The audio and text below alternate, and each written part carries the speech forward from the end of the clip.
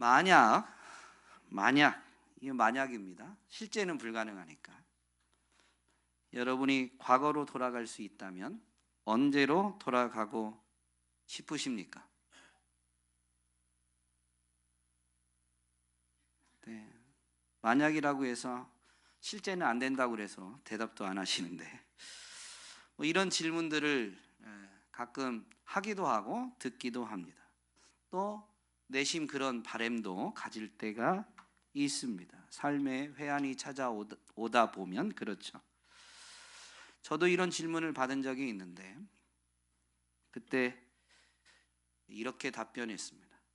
지금의 생각과 마음, 영적인 관점 표현으로 바꾸면 지금의 믿음과 영성을 그대로 가지고 내가 원하는 어느 시점으로 갈 수 있다면 그러고 싶습니다. 그러나 그게 아니고 단순히 시간적으로 어느 시점으로만 돌아간다면 결코 과거로 돌아가고 싶지 않습니다 라고 답변을 드렸습니다. 왜냐하면 예전으로 돌아간다고 해서 지금과 같은 생각, 마음, 영성이 아니면 똑같은 삶을 한 번 더 살 뿐이거든요. 지금 같으면 이런 기회가 한 번 더 주어지면 새롭게 살 수 있을 텐데 라고 생각하니까 사람들이 과거로 돌아간다면 이라는 이 가정을 하면서 그 온내 아쉬움을 그런 상상으로 달래보려고 하지만 단순히 과거로만 돌아간다고 그런 건 아니죠. 그러나 이것은 불가능한 일입니다. 이 질문을 이제 교회적인 차원에서 바꿔본다면 여러분 세종온육교회가 과거로 돌아간다면 언제로 돌아가고 싶습니까? 아마 교회가 세종온육교회가 뭐라고 해야 될까요? 이렇게 개척되어지고 이렇게 긴 시간 오게 되었을 때 처음부터 하셨던 분들은 한번 이 질문을 진지하게 생각해 본다면 어느 시점으로 가서 조금 더 교회를 위해서 헌신을 한다든가 또는 교회가 어려움을 겪기 이전에 더 해서 그 어려움을 잘 이겨낼 수 있도록 한다든가 그런 좀 상상 또 해볼 수 있을 것입니다. 근데 이걸 우주적인 차원에서 즉 교회가 지역교회가 말고 교회를 성경에서는 그리스도의 몸으로 정의하죠. 그리스도는 교회의 머리 되십니다. 그런 이 차원에서 보면 교회 우주적 교회 전체적인 교회 차원에서 보면 여러분 교회를 과거로 돌아갈 수 있다면 어느 시대로 언제로 돌아가고 싶어요? 설교 제목이 결코 안 된다고 그러니까 벌써 눈치들이 눈치라도 있어야 됩니다. 그러나 가정을 해보면 초대교회로 돌아가고자 하는 분들이 매우 많습니다. 그래서 사실 교계 안에서도 또 여러분도 그런 슬로건을 좀 많이 들어보셨을 거예요. 초대교회로 돌아가자. 왜 초대교회로 돌아가자라고 사람들은 이야기하고 그렇게 초대교회처럼 되려고 애를 쓸까요? 초대교회가 가장 이상적인 모습을 보여줬습니다. 그러면 가장 이상적인 모습이라는 건 뭘까요? 여러분 교회가 교회다운 모습은 어떤 걸까요? 교회의 가장 두드러진 특징이 뭐예요? 여러분 이건 자기 자신에게도 해당되는 질문이에요. 왜냐하면 교회는 믿는 사람들이 모인 모임이 교회거든요. 그리스도인들의 모임이 교회입니다. 그러니까 그리스도인인 나 한 명에게도 이 질문은 동일하게 적용해 볼 수 있죠. 교회의 두드러진 특징이 뭐예요? 모이기만 하면 요즘은 세상이 더 교회입니다. 잘 모입니다. 세상에 뉴스를 보니까 화재가 났는데도 골프 모임 계속 한다고 막 난리인 사람들도 있고 모이기만 하면 그 모임 그리스도인들의 모임이 교회지만 그 교회의 가장 큰 특징은 모임 자체가 아닙니다. 뭘까요? 제가 설교를 짧게 하려고 마음을 항상 먹는데 설교가 길어지는 건 제 탓입니다. 네. 사랑입니다. 교회의 가장 큰 특징, 그것도 표면적으로 확연하게 드러나는 가장 큰 특징은 사랑입니다. 연절 말씀을 보시면 분명히 알 수 있죠. 너희가 서로 사랑하면 모든 사람이 그것으로써 너희가 내 제자인 줄을 알리라. 주님이 말씀하신 것이거든요. 주님의 제자니까 그리스도의 제자, 그리스도를 따르는 그리스도인이라는 것을 그리스도인이 아닌 세상이 알게 되는데 언제 알게 된다고요? 서로 사랑할 때. 말세에 교회가 모이게 힘써야 될 이유는 서로 더 뜨겁게 사랑하기 위해서입니다. 참된 사랑을 한다 할지라도 모일 때 더 뜨겁게 할 수 있습니다.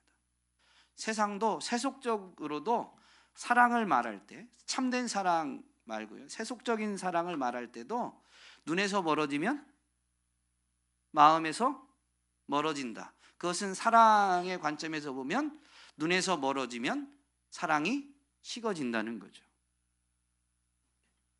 어쨌든 사랑이 교회의 가장 큰 특징인데요. 초대교회는 자기 것을 자기 것이라고 주장하지도 않고 연약한 사람, 궁핍한 사람이 교회 안에 있으면 자기 소유를 내어놓아서 연약한 자를 돌아보고 사랑으로 연합하고 하나 됐습니다. 가장 이상적인 모습입니다.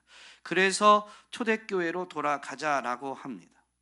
그런데 오늘 말씀을 통해서 사실 우리는 결코 초대교회로 돌아갈 수 없다라는 부분을 되새기면서 초대교회처럼 되고자 하는 게 아니라 더욱 성숙한 교회가 되고자 결단하는 시간이 되기를 간절히 소망합니다. 초대교회가 그렇게 교회다운 모습을 갖출 수 있었던 원인은 무엇일까요? 초대교회로 돌아가고자 한다면, 즉 정말로 사랑하는 공동체를 이루고자 한다면 그 원인이 어디에 있었나, 이유가 어디에 있었나라는 것을 살펴보아야 합니다. 그리고 초대교회는 됐는데 우리는 안 되는 차이를 발견할 거 아닙니까? 여러분, 원인이 어디에 있을까요? 첫사랑. 네, 성경에 보면 처음 사랑을 잃어버리지 말라고 되어 있습니다. 그걸 경고하고 있죠. 그런데 그 첫사랑은 어떤 사랑일까요? 제가 이 본문을 이해하기 전에는 그 처음 사랑이라는 게 뜨거움으로 생각했습니다. 소아시아 7교회에 보내는 편지에 보면 에베소 교회에 너희가 처음 사랑을 잃었다라고 책망을 하셨고요. 그 다음에 라오디가 교회에는 너희가 차갑지도 뜨겁지도 않다라고 말씀하셨거든요. 그래서 이 처음 사랑은 뜨거움으로만 생각했었는데 사실 라오디가 교회의 뜨거움만 말한 건 아니거든요. 그건 이제 지리적인 특징이 있지만 어쨌든 오늘 본문을 준비하면서 깨달은 게 뭐냐면 이 처음 사랑이 무슨 의미냐면 사랑은 둘이 아닙니다. 제가 사랑의 속성을 증거할 때 사랑은 독점적이다라는 표현을 썼습니다. 기억나시나요? 네. 서로 사랑해서 부부관계를 맺었어요. 그러면 내가 사랑하는 사람은 그 관계를 맺은 배우자 한 명이에요. 제가 제 아내를 사랑하고 또 대전에 A 양을 사랑하고, 제가 고향이 부여거든요. 부여의 B 양을 사랑하고. 여러분 웃으시는데 실제 이러면 여러분 저한테 돌을 던지고 저를 내쫓든가 여러분이 나가든가 둘 중에 하나 할 겁니다. 그건 사랑이 아니에요. 제가 아무리 사랑이라고 말해도 사랑이 아닙니다. 너희가 처음 사랑을 버렸다라는 것은 주님을 처음 만나서 그 주님을 나의 주님으로 영접하고 사랑하게 되었는데 그 주님을 사랑하지 않게 되었다라는 의미입니다. 본문의 이 사랑장인 본문을 묵상해 보면 처음 사랑을 버렸다라는 건 단순히 뜨거움이 아니라요, 나의 주를 내가 밀어내고 내가 주가 되든가 재물이 주가 되든가 또는 일이 주가 되든가 그렇게 돼버린 것입니다. 초대교회가 가장 이상적인 그렇게 뜨겁게 사랑하고 연합하고 하나 될 수 있었던 것은 전적인 성령의 역사입니다. 여러분, 초대교회는 오순절 마가다락방에 모여서 기도할 때 교회가 생긴 게 아니라 기도하고 있는 그들에게 오순절날 성령이 임하면서 교회가 됐습니다. 그런데요, 이 오순절날 성령님이 임하시면서 놀라운 은사를 모인 사람들에게 부어주시죠.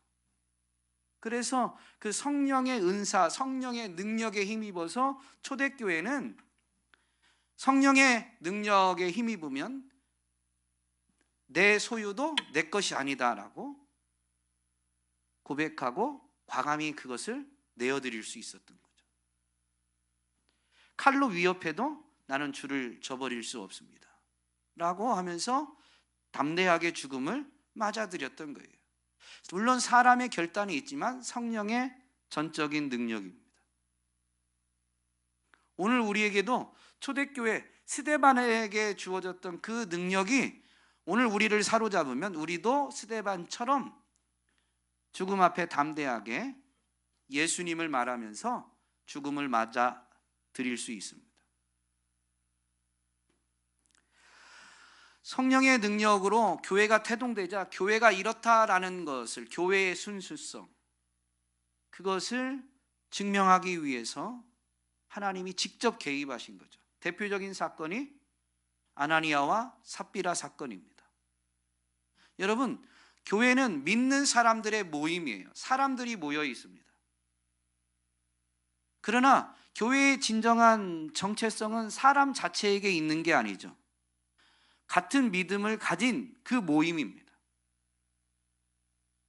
그런데 초대교회에 사람은 속일 수 있다라는 이 생각 때문에 아나니아와 삽비라가 사도들을 속이려고 했어요. 사도는 속일 수 있습니다. 사람은 속일 수 있어요.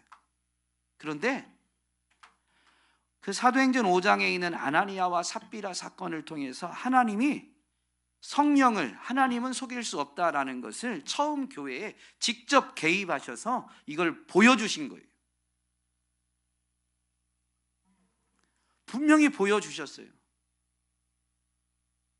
그래서 그걸 통해서 이제 모든 교회는 시간이 흘렀을지라도 이 땅에 세워진 하나님의 교회는 이 진리를 알아야 돼요.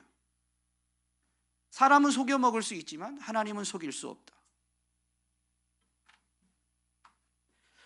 그래서 하나님이 직접 개입하시다 보니까 교회가 가장 교회다운 모습을 보여준 거죠.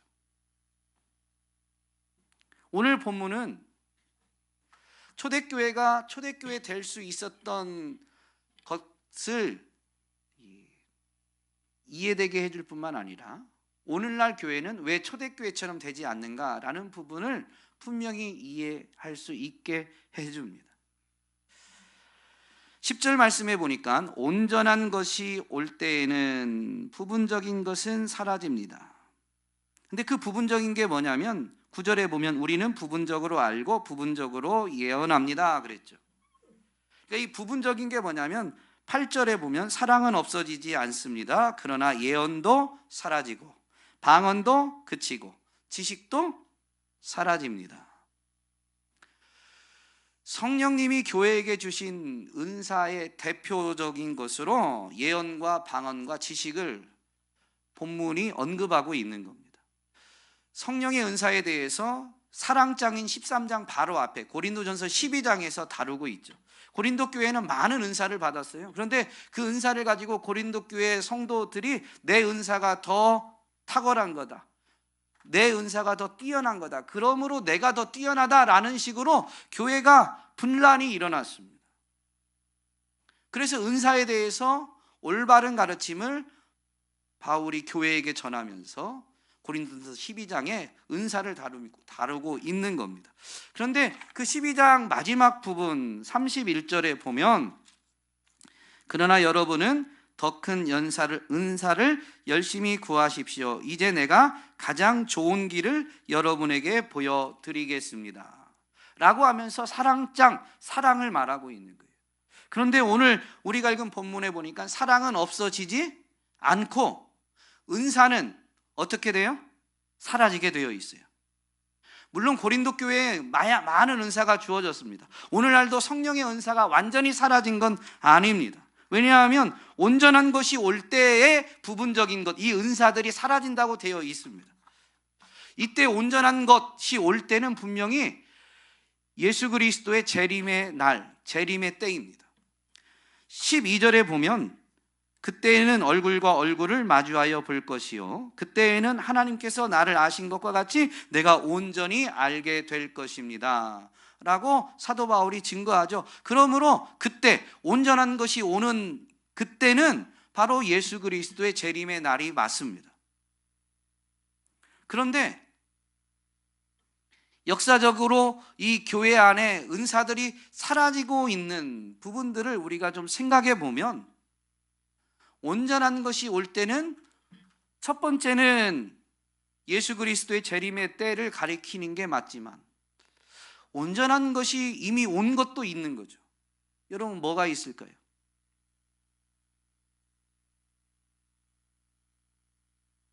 뭐가 이미 온전한 것이 왔어요.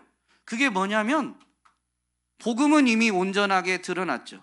예수 그리스도가 오셨을 때 그분의 오심을, 그분의 죽으심과 부활을 증언하는 부분들에 있어서 그게 전해져야 교회가 깨닫게 되지만, 지금은 그것이 다 복음이 기록되어졌습니다.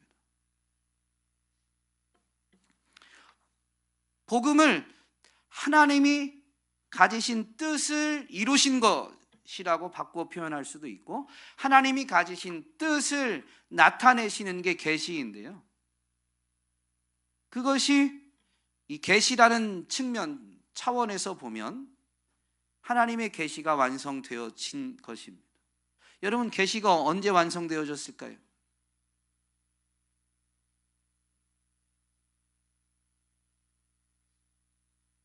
요한계시록이 쓰여지면서 계시가 완성되었습니다. 요한계시록은 복음이신 주님이 다시 오시겠다고 하셨는데, 주님이 다시 오심에 대한 환상을 받아서 사도 요한이 하나님께 받아서 계시를 받아서 기록한 겁니다. 그러니까 계시가 완성되어지기 전까지는 하나님이 하나님의 뜻을 나타내 주시는 데 사용한 방법이 뭐냐면, 예언자들을 불러서 직접 말씀을 들려주시는 것, 또는 꿈을 통해서, 환상을 통해서 하나님의 뜻을 나타내 주시는 거였습니다.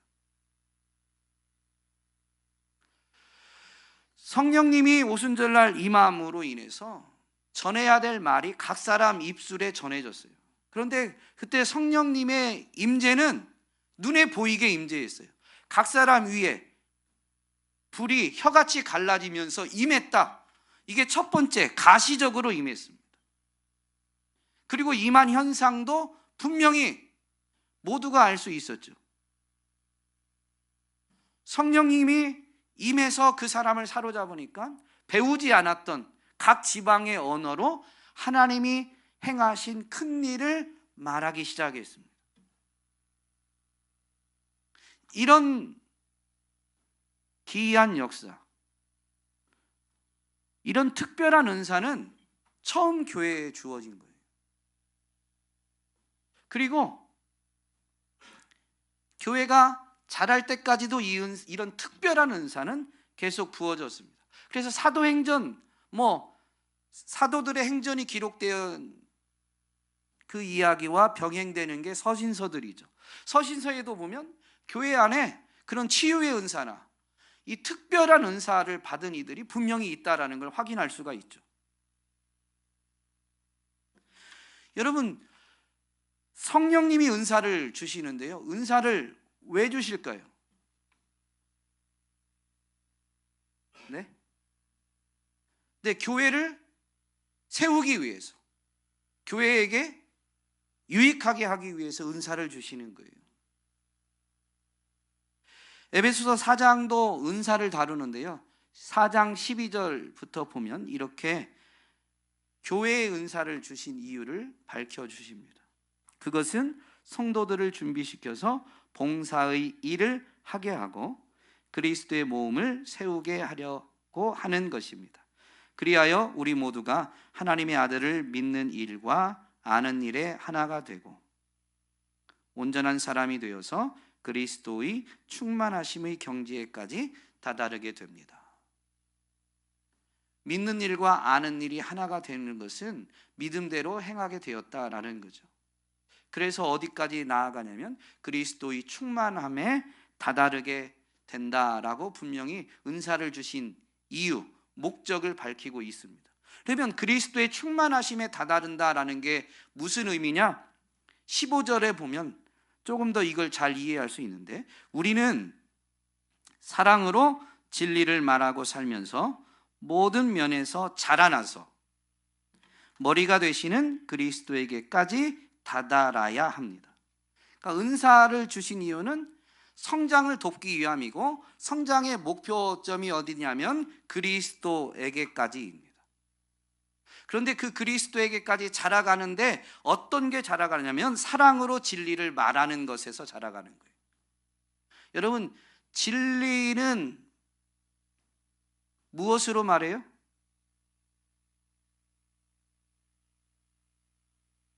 지금 읽어드렸는데, 말은 뭘로 해요? 입으로 하죠. 말은 입으로 합니다. 그런데 여러분, 진리를 입으로만 전하면 진리가 전해지지 않아요. 말이라고 해서 다 그대로 전달이 되는 게 아닙니다. 그래서 서로 사랑하는 사이에서는요, 그걸 다 깨달아요. 부부 사이에 내가 지금 위기를 모면하기 위해서 자기야 사랑해 라고 하면 내가 사랑하는 그 사람이 그걸, 설교자가 이런 표현을 쓰면 될까요? 귀신같이 알아요. 영혼 없는 말이네. 뭐 있구나. 너무 잘 알아요. 여러분, 진실된 그 진리는 무엇으로 증거가 되냐면요, 사랑으로 증거가 됩니다. 그래서 사랑을 행하면서 진리를 말하게 될 때에 교회는 자라면서 그리스도를 따라가게 되는 거죠. 그리스도도 이 땅에 진리를 증언하러 오셨습니다. 그 진리가 뭐예요? 하나님이 세상을 이처럼 사랑하신다. 그 예수님이 그걸 어떻게 말했어요? 사랑으로 말했어요. 십자가를 직접 짊어지시고 생명을 내어 주시는 것을 통해서 내가 너를 사랑한다라는 것을 말하기보다는 침뱉고 모욕하고 저주하는 그 사람들을 향해서 아버지 용서해 주세요 라고까지 기도하면서 생명까지 내어 주심으로 하나님이 여러분을 사랑하십니다 라고 진리를 말했습니다. 그러다 보니까 그걸 전달받고 깨닫는 사람이 생겨나는 거죠. 계시가 완성된 다음에는요, 성령의 특별한 은사가 아니라 그 계시, 완성된 계시, 기록된 말씀을 통해서 우리는 하나님이 우리를 얼마나 사랑하시는가라는 것을 깨닫게 되기도 하고, 그 말씀을 읽고 그것을 깨닫게 될 때 하나님의 사랑을 성령님이 우리 안에서 감화시켜 주셔서 우리로 하여금 하나님을 더욱 사랑할 수 있도록 도와주십니다. 그러나 그건 도와주심이지 우리에게 직접적으로 개입하셔서 우리가 주님을 사랑하니까 이것을 하고 이것을 하고 이것을 하도록 우리를 완전히 지배하진 않으십니다. 처음에는 기도하던 이들의 입술도 사로잡아서 하나님이 말해야 될 것을 그들이 말하게 하는데 그것도 다른 언어로 말하게 했습니다. 너무 신비하고 놀라운 일이죠. 그런데요, 그건 성령이 전적으로 개입하신 거예요. 하나님의 진리를 증언했다라는 것으로 상을 받을 때 성령이 능력으로 사로잡아서 성령이 직접 전하게 하신 오순절 마가다락방에서 기도했던 그 사람들이 상을 크게 받을까요? 아니면 오늘 세상이 교회를 조롱하고 비웃고 무시하는 그 삶의 자리에서 두렵고 떨리는 가운데 벌벌 떨면서 입을 떼면서 친구야, 너도 예수님 믿어봐. 어쩌면 말이 속으로 들어가는 정도의 작은 억양으로, 그러나 스스로 용기를 내고 자발적으로 예수를 말한 사람과 누가 더 상을 크게 받을까요? 교회는 모든 면에서 잘한다라고 에베소서 4장 15절에 되어 있습니다. 그 잘함을 위해서 은사를 주신 거예요. 잘한다라는 차원을 생각해 보면 생명이 있는 것만 잘합니다. 즉 교회도 생명체입니다. 생명체라는 관점에서, 교회가 생명체라는 관점에서 이 생명체 중에 가장 우리가 잘 이해할 수 있는 사람과 연결해 보면 생명이 갓 탄생한 오늘 현민이 같은 아이가 초대교회입니다. 역사적으로 이 우주적 교회가 시간을 많이 흘러서 오늘에 이르게 됐죠. 그 중에 하나가 우리 세종온육교회인데, 이 시대를 살아내고 있는 교회는 현민이가 자란 현민이 아빠 이상범 집사님 정도입니다. 그러면 여러분, 현민이 저 아이는 스스로 잘할 수 있어요? 스스로 뭐라고 해야 될까요? 자라갈 수 있어요? 아니면 스스로 하나님을 나타낼 수 있어요? 그럴 수가 없죠. 그러니까 그 아이의 부모가 전적으로 돌봅니다. 직접 개입합니다. 먹는 것도 입에 안에까지 넣어주고, 먹은 그 입 안에까지 넣어준 다음에 그것도 잘 넘어가라고 안고 등도 두드려주고, 그래서 조금 더 크면 어떻게 해요? 이유식도 먹이고 싼 것도 다 가려내고 닦아주고 전적으로 합니다. 그런데 장성하면, 저희 아들이 건우가 이제 대학생인데요, 다리 다쳐가지고 목발 짚고 다녔잖아요. 여러분도 보셔서. 다리를 다쳐서 목발을 짚게 되었지만 그렇다고 제가 업고 다니지 않습니다. 장성하면 다리를 다쳐도 스스로 해야 되는 부분이 있어요. 그래서 부모가 직접 개입하진 않아요. 제가 더 학교 다닐 때 차를 태워주거나 전보다는 더 수발을 드는 부분이 없진 않지만 다리를 다쳤기 때문에, 그렇다고 해서 다리를 다친 아이라고 해서 갓난아기처럼 제가 막 직접 개입하진 않습니다. 초대교회는 성령의 특별한 은사로 하나님이 교회가 교회되게 돌보신 거예요.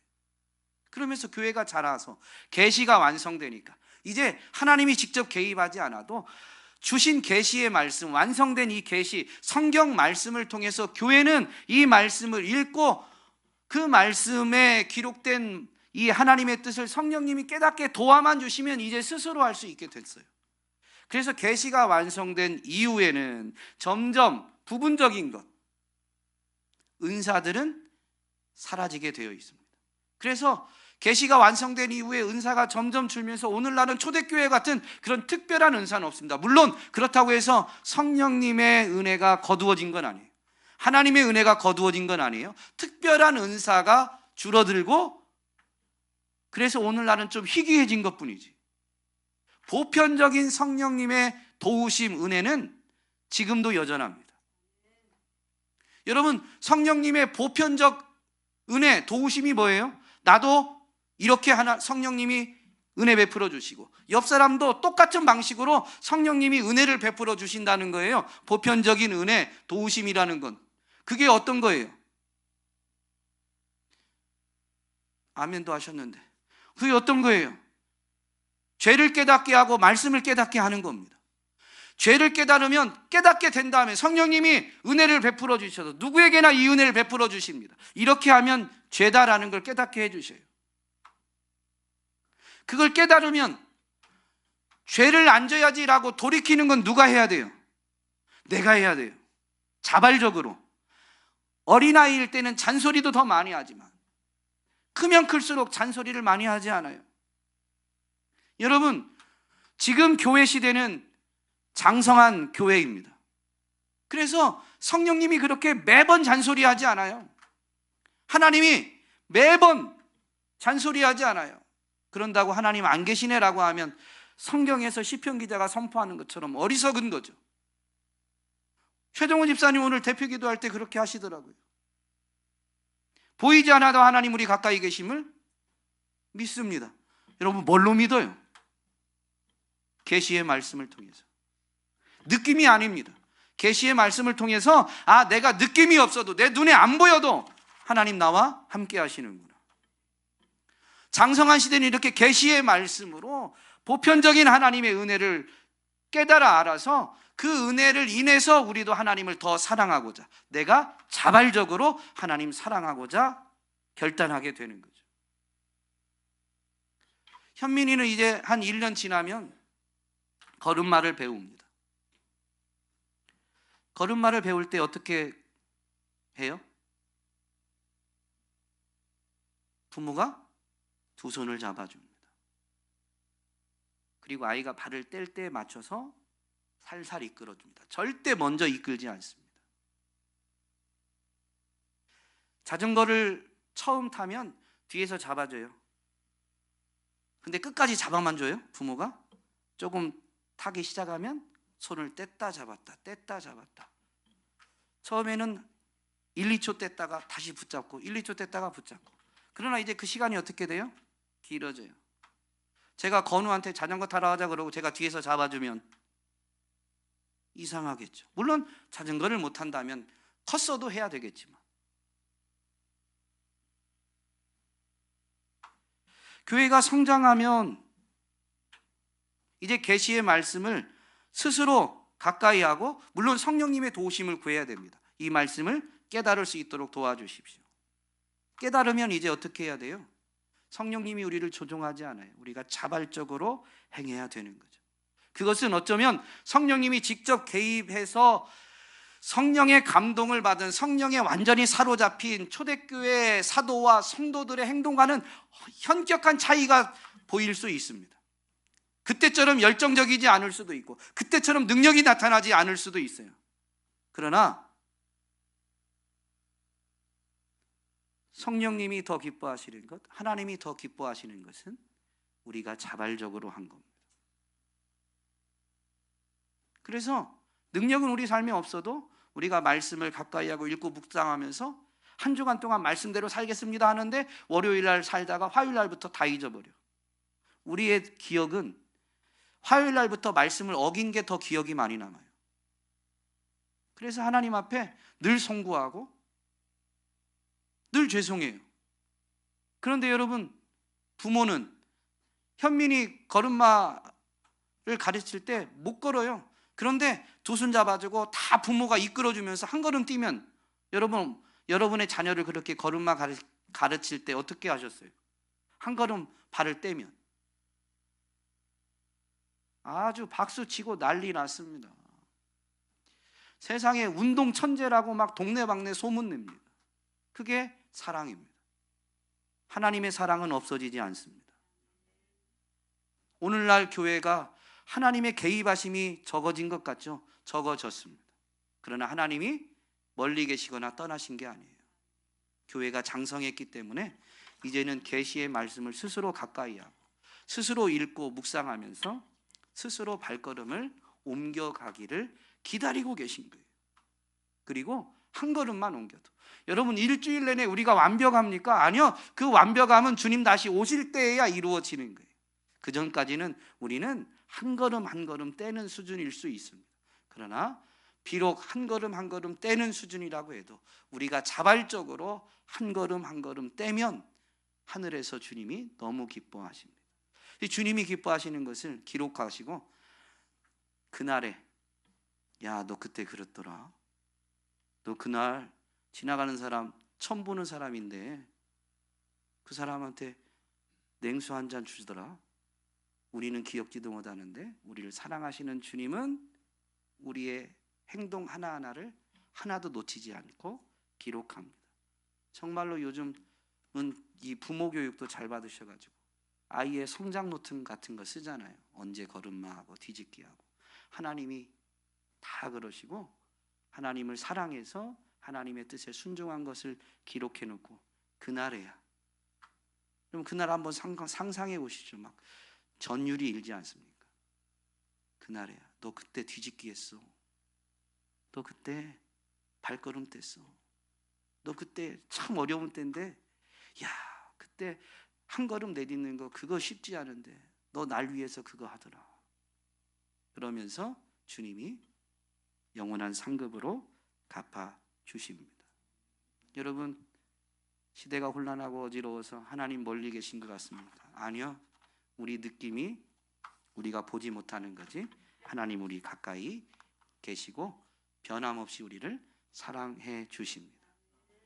그러므로 이제 우리는 초대교회로 돌아가려는 마음을 저버리고 장성한 교회답게, 오늘 본문에 보면 어린아이의 일을 버리고 어른답게 계시의 말씀을 사모하고 계시의 말씀을 가까이 하면서 비록 삶의 한 절이지만 계시의 말씀에 순종하며 주님도 사랑하고, 그래서 주님 뜻에 따라 이웃도 사랑하는 삶을 조금씩이라도 살아내는 저와 여러분이 될 수 있기를 주님의 이름으로 축복합니다.